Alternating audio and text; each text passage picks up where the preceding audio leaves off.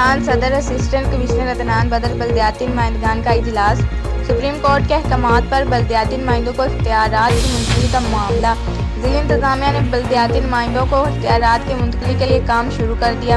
Assistant commissioner Adnan बदर की ज़ेर सदारत तहसील सदर के बल्दियाती नुमाइंदगान का अहम इजलास में तहसील भर से चेयरमैन, वाइस चेयरमैन समेत दीगर बल्दियाती नुमाइंदों की बड़ी तादाद शरीक थी।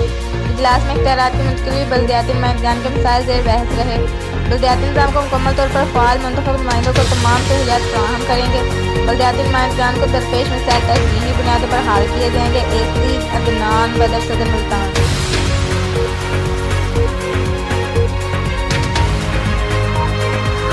लोगों के वोट लेके आए हैं और रियल सेंस के अंदर आप लोग ग्रास रूट लेवल के ऊपर लोगों को सर्व कर रहे थे और आप भी उनको सर्व करना चाहते हैं। और किसी को भी डिस्ट्रिक्ट एडमिनिस्ट्रेशन की तरफ से मैं यहाँ पे आपके पास मौजूद हूँ। District administration supreme court of Pakistan के ऑर्डर को और high court honourable high court